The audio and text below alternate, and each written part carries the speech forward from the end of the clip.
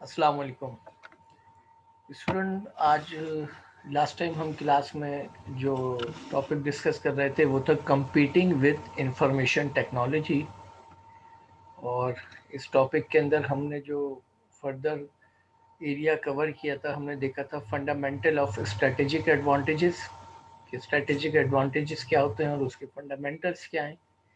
Using information technology for strategic advantage कि किसी भी बिजनेस ऑर्गेनाइजेशन के लिए स्ट्रेटेजिक एडवांटेज को अचीव करने के लिए इंफॉर्मेशन टेक्नोलॉजी का क्या रोल है।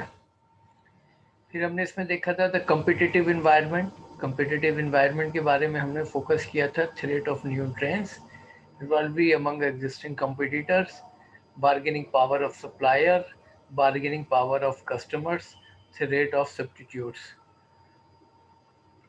उसके बाद हमने देखा था फंडामेंटल ऑफ कॉम्पिटिटिव स्ट्रेटजीज।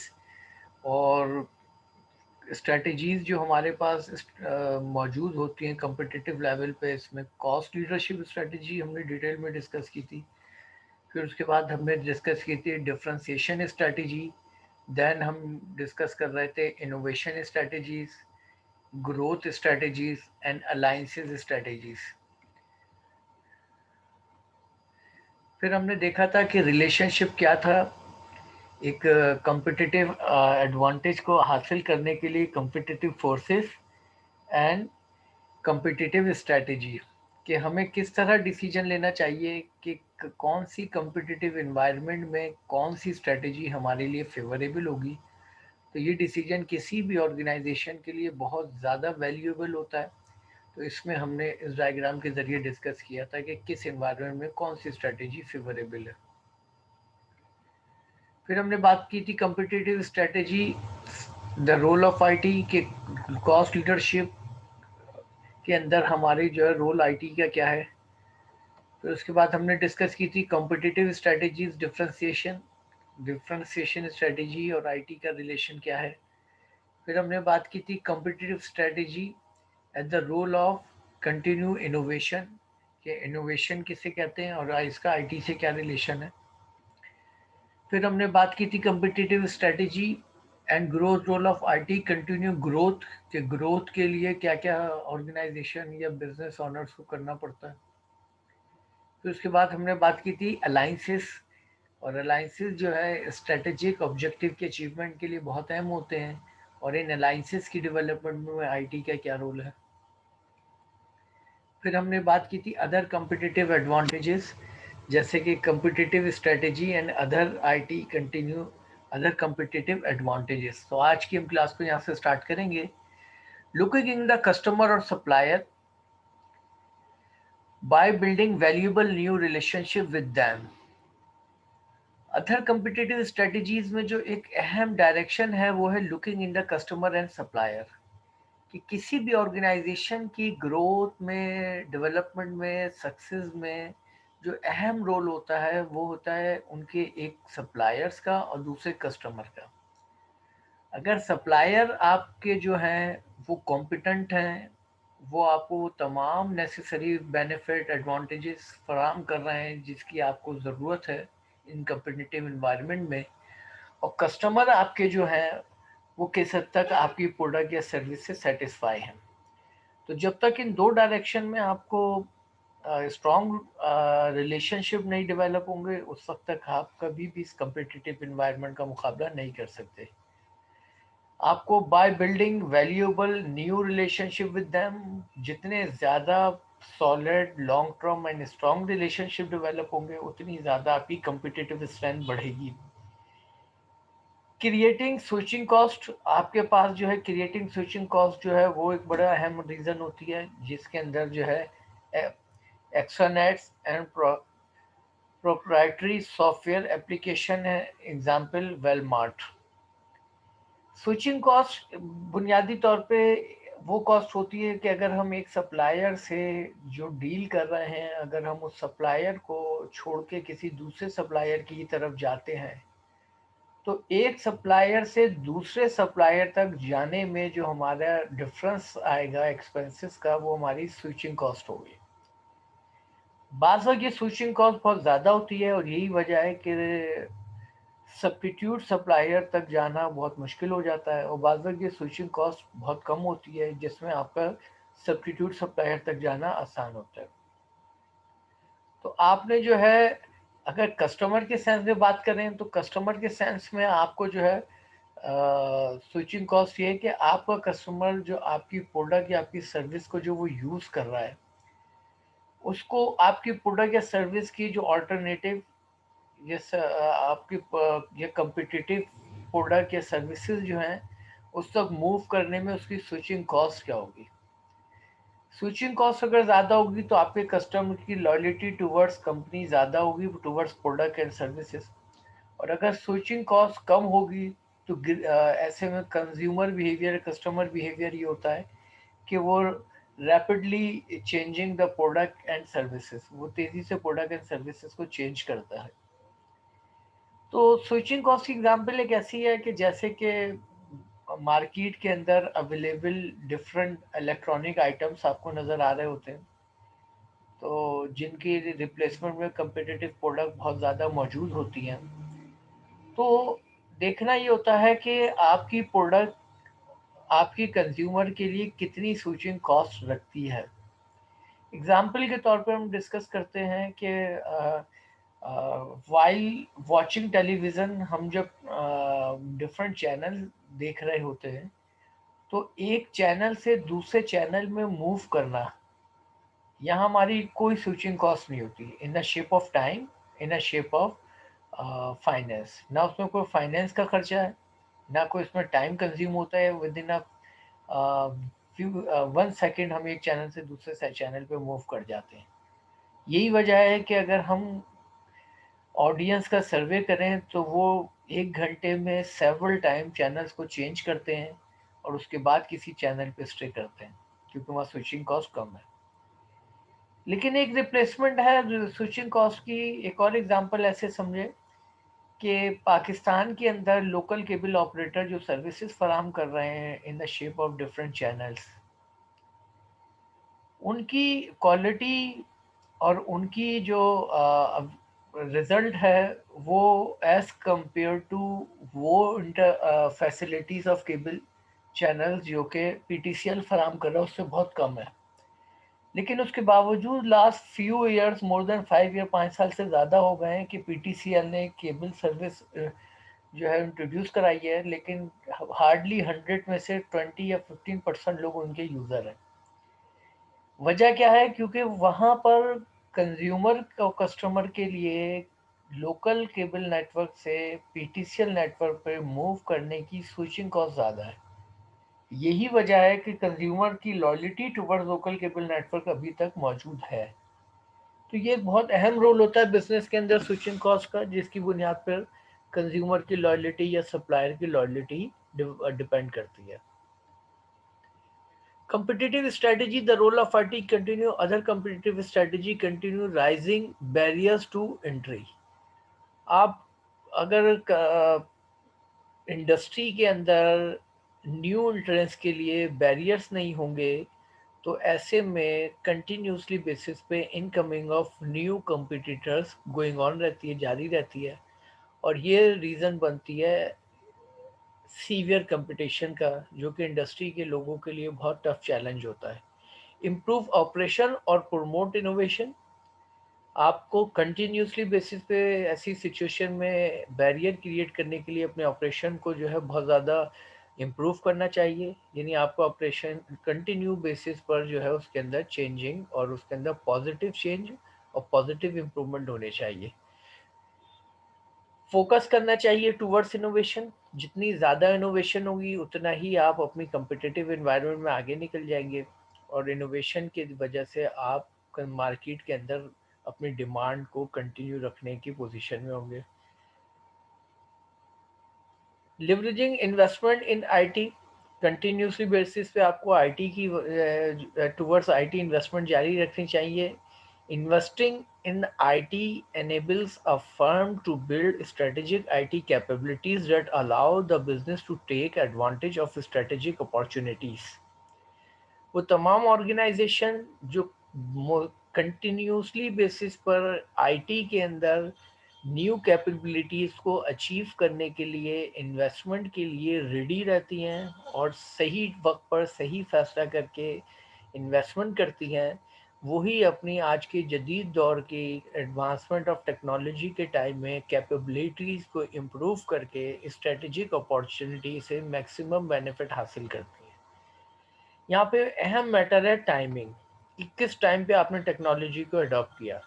अगर आपने अर्ली स्टेज पे आईटी कैपेबिलिटीज़ को इम्प्रूव कर लिया तो आपके कंपटीटर आपसे पीछे रह जाएंगे, लेकिन यही फैसला आपने लेट किया तो आपके कंपटीटर आपसे आगे निकल जाएंगे। तो इसमें टाइमिंग बहुत अहम रोल प्ले करती है। अब हम बात करते हैं example, strategy, company, strategic information and business benefits. अब स्ट्रेटेजी के अंदर जो सबसे मेन स्ट्रेटेजी हमारी होती है वो होती है कॉस्ट लीडरशिप। और कॉस्ट लीडरशिप के अंदर अगर हम देखें तो कंपनीज है buy.com, fairline.com, fibi.com। Strategic information system इनका जो है online price adjustment, online seller bidding, online auctions.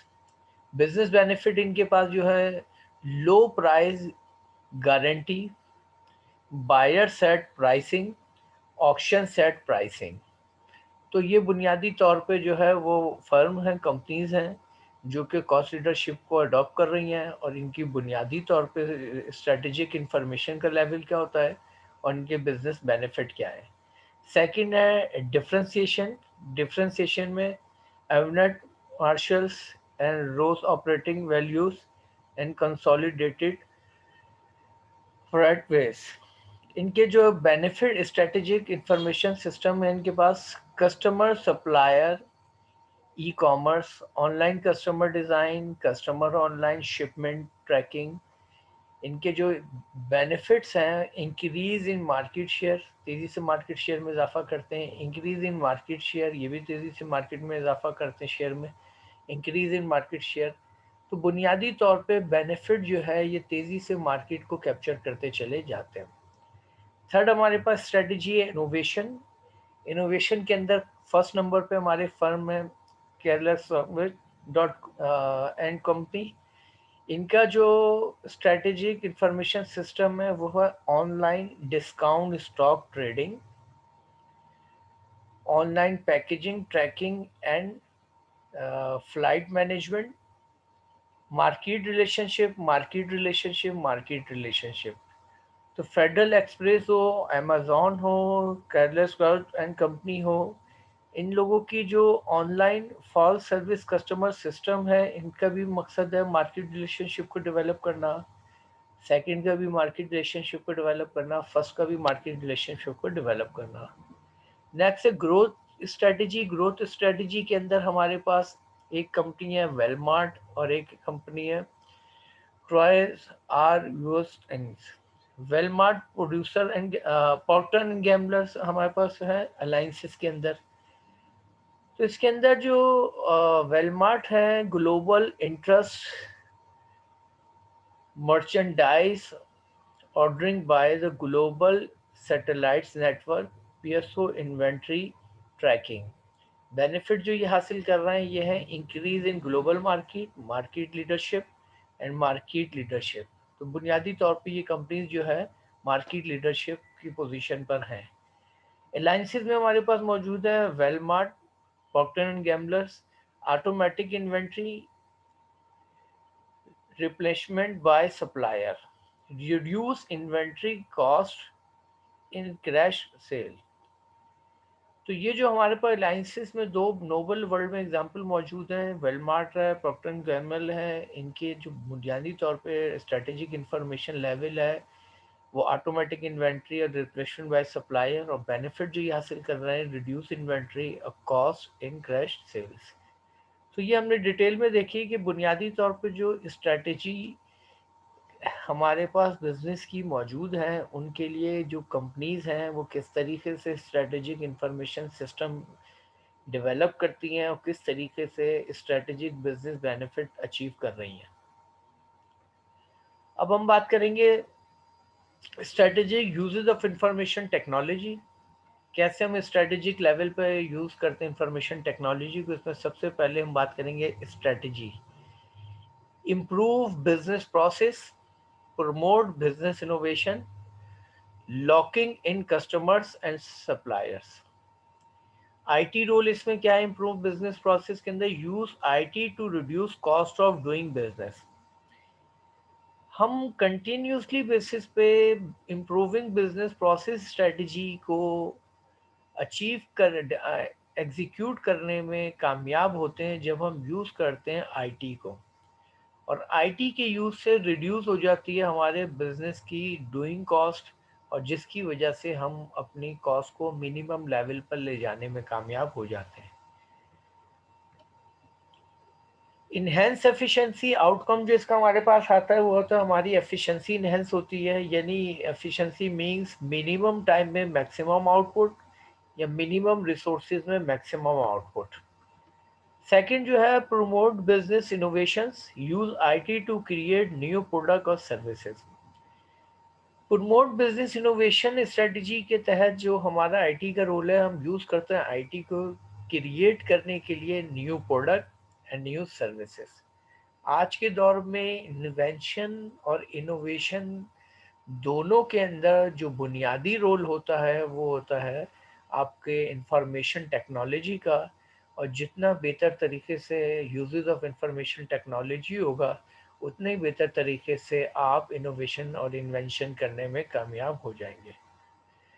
इसका जो आउटकम होता है क्रिएट न्यू बिजनेस अपॉर्चुनिटीज़, और आप जो है न्यू बिजनेस अपॉर्चुनिटीज़ को क्रिएट करने में कामयाब होते हैं, और आप वो फर्स्ट लेवल पर होते हैं जो उन अपॉर्चुनिटी से मैक्सिमम बेनिफिट अचीव करते हैं।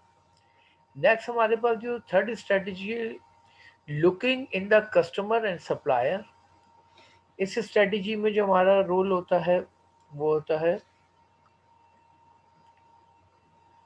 बुनियादी तौर पे use IT to improve quality. हम इंफॉर्मेशन टेक्नोलॉजी की बिहाफ पर अपनी प्रोडक्ट या अपनी सर्विस की क्वालिटी को इम्प्रूव करते हैं। टाइम टू टाइम इसमें चेंजेस लाते हैं जो पॉजिटिव चेंज होते हैं, जिससे हमारी क्वालिटी ऑफ प्रोडक्ट में इजाफा होता है। Use IT to link business to customer and supplier.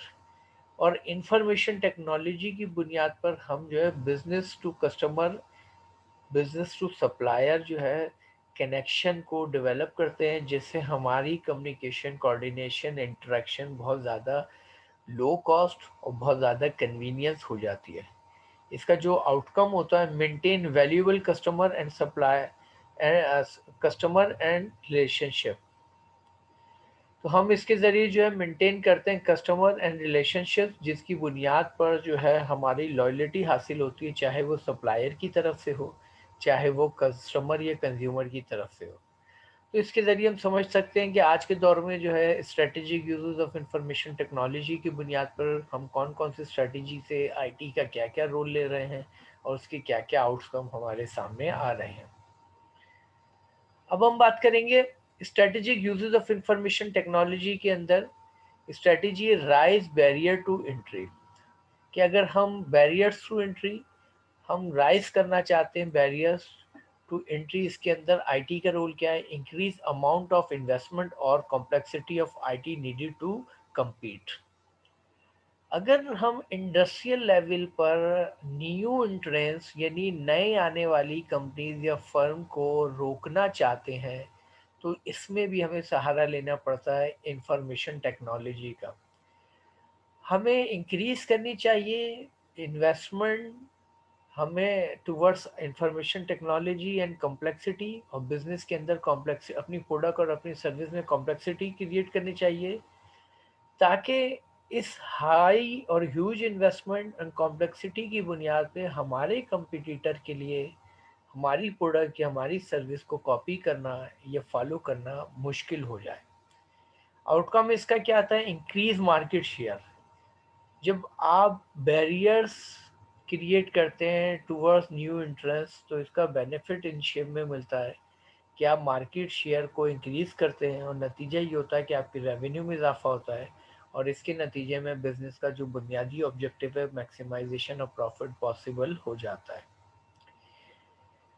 Build और स्ट्रेटेजिक आईटी प्लेटफॉर्म, हमें बुनियादी तौर पे स्ट्रेटेजी के तौर पे बिल्ड करना चाहिए स्ट्रेटेजिक इंफॉर्मेशन टेक्नोलॉजी प्लेटफॉर्म। इसके अंदर आईटी का रोल है leverage investment in information system, resources from operational uses to strategic uses. हमें जो है बिल्ड और स्ट्रेटेजिक इंफॉर्मेशन टेक्नोलॉजी प्लेटफॉर्म के तहत जो आईटी का रोल होता है वो leverage investment in information system. हम एक लिवरेज लेवल की इन्वेस्टमेंट करते हैं इंफॉर्मेशन सिस्टम में, resources from the operational uses to strategic uses, और हमने अपनी रिसोर्सेज को एक जनरल यूजेस से जो है स्ट्रेटेजिक लेवल पे उनको लॉन्ग टर्म बेसिस पे प्लान करने में कामयाब होते हैं। इसका आउटकम ये होता है क्रिएट न्यू बिजनेस अपॉर्चुनिटीज, और आप इस तरह बिजनेस के न्यू अपॉर्चुनिटीज डेवलप करने में कामयाब होते हैं, और फर्स्ट लाइन में होने की बुनियाद में उनसे मैक्सिमम बेनिफिट भी हासिल कर लेते हैं। यूज नेक्स्ट है हमारे पास बिल्ड स्ट्रेटेजिक इंफॉर्मेशन बेस। हमें जो है बिल्ड करना चाहिए a strategic information base, use IT to provide information to support firms and competitive strategy. हमें यूज करना चाहिए इंफॉर्मेशन टेक्नोलॉजी को ताकि प्रोवाइड कर सकें इंफॉर्मेशन, सपोर्ट कर सकें फर्म की कॉम्पिटिटिव स्ट्रेटेजी। फर्म की कॉम्पिटिटिव स्ट्रेटेजी के बैकअप पे जो अहम फैक्टर होता है वो अवेलेबिलिटी ऑफ करंट इंफॉर्मेशन, और जितनी बेहतर तरीके से इंफॉर्मेशन टेक्नोलॉजी का इस्तेमाल होगा उतना ही करंट इंफॉर्मेशन अपडेट रहेंगे। इसका आउटकम होता है इनहेंस ऑर्गेनाइजेशन कोलिब्रेशंस। हम ऑर्गेनाइजेशनल लेवल पर कोलिब्रेशन को डेवलप करने में, सस्टेन करने में कामयाब हो जाते हैं, और ये बिजनेस का एक बहुत बड़ा बेनिफिट होता है। अब हम बात करेंगे the value chain. The value chain के अंदर हम जरा डायग्राम को जरा फोकस करेंगे कि किस तरीके से वैल्यू चेन डेवलप होती है। इसके अंदर सबसे पहला पॉइंट है administrative coordination and support service, human resource management, technology development, recruitment of resources, inbound logistic, operation, outbound logistic, marketing, sales, customer services, competitive advantage. ये सब मिलते हैं तो कॉम्पिटिटिव एडवांटेज बनता है। तो ये वैल्यू चेन के जरिए हम समझ सकते हैं कि जब administrative coordination and support service, सबसे बुनियादी चीज़ होती है कि हम administrative and coordination and support service की इन्वायरमेंट को डेवलप करें। फिर नेक्स्ट हमारा जो अहम रोल आता है वो होता है ह्यूमन रिसोर्स मैनेजमेंट का, कि ऑर्गेनाइजेशन या फर्म में जो अवेलेबल ह्यूमन रिसोर्सेज हैं या ह्यूमन कैपिटल की नौइयत क्या है। टेक्नोलॉजी डेवलपमेंट, हम अपनी टेक्नोलॉजी की एडवांसमेंट, टेक्नोलॉजी की एडॉप्शन, टेक्नोलॉजी के यूजेस किस तरीके से कर रहे हैं। फिर उसके बाद रिक्रूटमेंट ऑफ रिसोर्सेज, ऑर्गेनाइजेशन किस तरह अवेल कर अचीव करती है, रिसीव करती है डिफरेंट रिसोर्सेज को, उसके मेथड और प्रोसीजर्स क्या है। फिर हमारे पास आते हैं इनबाउंड लॉजिस्टिक। हमारी जो इनबाउंड लॉजिस्टिक्स हैं उसकी कंडीशन क्या है। इनबाउंड लॉजिस्टिक्स से मुराद हमारी वो लॉजिस्टिक सर्विसेज हैं जो कि ऑर्गेनाइजेशन की प्रेमिसेस में वेरी करती हैं। फिर ऑपरेशंस, हमारे ऑपरेशंस लेवल क्या है, किस तरीके से प्रोडक्ट या सर्विस जो डेवलप की जा रही है, प्रोड्यूस की जा रही है, उसका जो ऑपरेशन है किस हद तक इफेक्टिव और एफिशिएंट है। आउटबाउंड लॉजिस्टिक, ये वो लॉजिस्टिक सर्विसेज या बेनिफिट्स हैं जो ऑर्गेनाइजेशन टू मार्केट तक डेवलप करती है, यानी ये एक्सटर्नल लेवल पर होते हैं। फिर उसके बाद मार्केटिंग एंड सेल्स, फिर मार्केटिंग की स्ट्रेटजीज एंड सेल्स स्ट्रेटजीज क्या हैं, और कस्टमर सर्विसेज, ऑर्गेनाइजेशन अपनी प्रोडक्ट के साथ कस्टमर को क्या सर्विसेज फराहम कर रही है।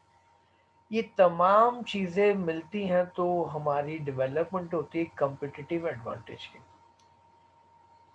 ये हमारा कहलाता है द वैल्यू चेन।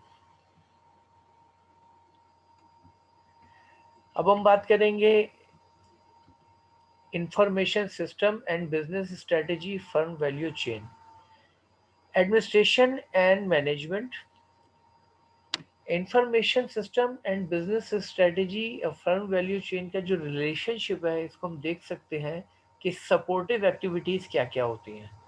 इसके अंदर supportive activity toward the value chain and business strategies है administration and management, electronic scheduling and messaging system. आपकी एडमिनिस्ट्रेशन एंड मैनेजमेंट कैसी है? एडमिनिस्ट्रेशन और मैनेजमेंट को अगर हम डिफ्रेंशिएट करते चलें तो हम मैनेजमेंट नॉर्मली ऑर्गेनाइजेशन के अंदर अ ग्रुप ऑफ मैनेजर जो बिलोंग करते हैं टॉप मैनेजमेंट से, जिनका बुनियादी काम development of strategies, development of vision and mission, development of different alternatives होता है, वो हमारी मैनेजमेंट कहलाती है। एडमिनिस्ट्रेशन हम ग्रुप ऑफ मैनेजर उनको कहते हैं जो लोअर लेवल पर हायरार्की ऑफ मैनेजमेंट के लोअर लेवल से बिलोंग करते हैं या मिडिल लेवल से बिलोंग करते हैं, और इनका बुनियादी मकसद होता है ऑर्गेनाइजेशन की बनाई हुई स्ट्रेटजीज, पॉलिसीज, रूल्स, प्रोसीजर पे इम्प्लीमेंट करवाना और ऑर्गेनाइजेशन के ऑब्जेक्टिव को अचीव करने के लिए कंट्रोलिंग की इन्वायरमेंट क्रिएट करना। तो यहाँ पर इलेक्ट्रॉनिक शेड्यूलिंग इन मैसेजिंग सिस्टम हमारा कैसा है? एडमिनिस्ट्रेशन लेवल पर, मैनेजमेंट लेवल पर। फिर ह्यूमन रिसोर्सेज, हमारी ह्यूमन अवेलेबल रिसोर्सेज जो है वो सपोर्टेड एक्टिविटी होती है कि वो कितनी प्रोडक्टिव, कितनी हार्ड वर्कर, कितनी कॉम्पिटेंट है। वर्क फोर्स प्लानिंग सिस्टम, हमारा वर्क फोर्स प्लानिंग सिस्टम किस तरह है कि हम किस तरीके से यूटिलाइज करते हैं अपनी ह्यूमन रिसोर्सेज को, कि हम एफिशिएंसी अचीव कर रहे हैं या नहीं कर रहे हैं। टेक्नोलॉजी, हमारी टेक्नोलॉजी का रोल क्या है? कंप्यूटर एडेड डिज़ाइन सिस्टम, हम क्या कंप्यूटर को मैक्सिमम लेवल पर यूज़ कर रहे हैं। रिक्रूटमेंट फिर सपोर्टिंग एक्टिविटी में आ जाती है, जिसमें कंप्यूटराइज ऑर्डरिंग सिस्टम, कि हम रिक्रूटमेंट के लेटेस्ट मीन्स इस्तेमाल कर रहे हैं, लेटेस्ट टेक्नोलॉजी के ज़रिए रिक्रूटमेंट कर रहे हैं कंप्यूटराइज ऑर्डरिंग सिस्टम के ज़रिए। हमारी रिक्रूटमेंट प्रोसेस की कॉस्ट भी कम हो जाती है और हमारे बेनिफिट भी बढ़ जाते हैं। फिर उसके बाद हमारे पास है प्राइमरी एक्टिविटीज़। प्राइमरी एक्टिविटीज़ के अंदर है इनबाउंड लॉजिस्टिक। इनबाउंड लॉजिस्टिक में warehousing system, automated warehouse system. Organisation का जो वेयर हाउस है, उस इनबाउंड लॉजिस्टिक, उसका जो सिस्टम है आज के जदीद तकाज़ों के मुताबिक अगर ऑटोमेटेड है, तो उसमें इनकमिंग और आउटगोइंग ऑफ मर्चेंडाइज या इन्वेंट्री या मटेरियल का रिकॉर्ड एक्यूरेट रहता है। इससे ऑर्गेनाइजेशन की जो ऑपरेशनल डिसीजन मेकिंग है उसमें पॉजिटिव इफेक्ट पड़ता है। ऑपरेशन के अंदर कंप्यूटर कंट्रोल मैचिंग सिस्टम, हमारा जो ऑपरेशन है उसको जो है हम कंप्यूटर कंट्रोल मैचिंग सिस्टम के ज़रिए यूटिलाइज करते हैं, तब जाके हमारा ऑपरेशन जो है इंतहाई लेवल पर फेवरेबल, एफिशिएंट और इफ़ेक्टिव हो जाता है। Sales and marketing and computerise ordering system, हम सेल्स एंड मार्केटिंग को किस तरीके से एग्जीक्यूट कर रहे हैं, हमारा कंप्यूटराइज ऑर्डरिंग सिस्टम किस तरह कैसा है। सर्विस इक्विपमेंट मेंटेनेंस सिस्टम, हमारी जो सर्विसेज हैं, ये इक्विपमेंट मेंटेनेंस सिस्टम में वो किस लेवल तक फेवरेबल है। आउटबाउंड लॉजिस्टिक में automatic shipment scheduling system, external level पे जो हमारी आउटबाउंड लॉजिस्टिक्स होती है उसके अंदर ऑटोमेटिक शिपमेंट, यानी अगर इंटरनेशनल ट्रेड या इंटरनेशनल बिजनेस के अंदर इंगेजमेंट है तो हमारी automatic shipment and scheduling system किस हद तक परफेक्ट है। अब इसके बाद जो है sourcing and procurement system and consumer relationship management system, ये हमारे जो एडिशनल जो है सपोर्टिव रोल होते हैं। और इसके बाद जाके suppliers suppliers suppliers firm distribution customers, industry value chain. तो हम देख सकते हैं कि इस डायग्राम के ज़रिए information system and business strategy के ज़रिए जो है हम फर्म की जो वैल्यू चेन है वो किस तरह डेवलप होती है, इसमें सपोर्टिव एक्टिविटीज़ क्या हैं, प्राइमरी एक्टिविटीज़ क्या हैं, और इससे जो इंडस्ट्री की वैल्यू चेन है वो डेवलप होती है। यानी इसके स्टार्टअप में सप्लायर्स होते हैं, फिर सेकेंड स्टेज पे फिर सप्लायर्स होते हैं, फिर फर्म होती है, फिर डिस्ट्रीब्यूटर्स होते हैं और फिर कस्टमर्स होते हैं। तो इस तरह ये सीक्वेंस में स्टेप बाय स्टेप क्रिएशन होती है इंडस्ट्री वैल्यू चेन की। अब हम इसको अंडरस्टैंड करने की कोशिश करते हैं on the basis of example airlines. अगर हम एयरलाइन बिजनेसेस को देखें तो उसके ज़रिए हम देख सकते हैं कि वो किस तरीके से इंफॉर्मेशन टेक्नोलॉजी को यूज़ कर रहे हैं। इसके अंदर जो है फर्म इंफ्रास्ट्रक्चर सबसे पहले है। फर्म इंफ्रास्ट्रक्चर की जब हम बात करते हैं तो उसमें सबसे पहले financial policy, second accounting, third regulatory compliances, fourth legal, fifth community affairs. Human resource management में हम देखते हैं flight route and yard analyst training, pilot training, safety training, baggage handling training, agent training, in flight training. उसके बाद हमने देखा technology development के अंदर computer reservations system, in flight system, flight scheduling system, yard management system, product development and market research, baggage tracking system. Third है recruitment के अंदर information technology. Information technology में जो रिक्रूटमेंट हमारी है, route selection, passengers service system, yard management system, pricing, fuel, flight scheduling, queue scheduling, facilities planning, aircraft acquisition. ये जो तमाम फैक्टर हैं ये बिलोंग करते हैं एयरलाइन बिजनेस के इनबाउंड लॉजिस्टिक्स से। अब हम ऑपरेशन में देखते हैं कौन कौन से हमारे फैक्टर हैं। Ticket counter operation, gate operation, aircraft operation, on board service, baggage handling, ticket offices. ये तमाम रहे हमारे फैक्टर हैं ऑपरेशन से रिलेटेड। आउटबाउंड लॉजिस्टिक्स के अंदर हम देखते हैं baggage system, flight connections, rental car and hotel reservation system. तो ये तमाम जो हमारे फैक्टर हैं ये बिलोंग करते हैं outbound logistic towards airline business. Marketing and sales के अंदर promotions, advertising, frequent flyers, travel agents program, group sales, electronic ticket. ये हमारी तमाम फैक्टर बिलोंग करते हैं मार्केटिंग एंड सेल्स से। फिर उसके बाद है services, loss baggage services, complaint follow up. तो ये वो सर्विसेज की शेप में जो ऑनलाइन फराम कर रही थी अपने पैसेंजर्स को। तो ये हमारे पास बुनियादी तौर पे जो एक स्पेसिफिक एयरलाइन के बिजनेस की बुनियाद पर हम देख सकते हैं। एग्जांपल हमने ली एयरलाइन बिजनेस की कि फर्म का इंफ्रास्ट्रक्चर क्या होता है, उसमें ह्यूमन रिसोर्सेज मैनेजमेंट की जो कैपेसिटी है और उसके स्टेजेस हैं क्या होते हैं, टेक्नोलॉजी डेवलपमेंट के अंदर उनकी किस हद तक अडोप्टेबिलिटी होती है, और रिक्रूटमेंट के अंदर हमने देखा कि वो किस तरीके से डेवलप करते हैं inbound logistic operation, outbound logistic, marketing and sales and services. तो इसी तरह हम फोकस कर सकते हैं डिफरेंट बिजनेसेस को कि वो किस तरीके से मैचिंग करते हैं अपने बिजनेसेस को टुवर्ड्स इंफॉर्मेशन टेक्नोलॉजी। यहाँ पर आप लोगों को एक असाइनमेंट भी देना चाहूँगा मैं कि सेम इस फ्रेमवर्क को रखते हुए आपने जिस तरीके से इसमें दिए गए हैं एक एयरलाइन बिजनेस को कि एक फर्म है एयरलाइन बिजनेस की, वो किस तरीके से इंफॉर्मेशन टेक्नोलॉजी को यूज़ करते हुए इंफ्रास्ट्रक्चर डेवलप कर रही है, ह्यूमन रिसोर्सेज को मैनेज कर रही है, टेक्नोलॉजी डेवलपमेंट को किस तरीके से अडॉप्ट कर रही है, फिर रिक्रूटमेंट का process information technology communication develop कर रही है। इसी तरीके से एयरलाइन की तरह आपको किसी स्पेसिफिक इंडस्ट्री की स्पेसिफिक बिजनेस को फोकस करना है और इसी तरह का एक पूरा शेड्यूल बनाना है जिसके ज़रिए आप डिटरमाइन करेंगे कि इंफॉर्मेशन टेक्नोलॉजी और इंफॉर्मेशन सिस्टम का उस बिज़नेस से रिलेशन, उस पे इन्फ्लुएंस और उनकी कॉम्पिटेंसीज की इम्प्रूवमेंट की तरफ क्या है।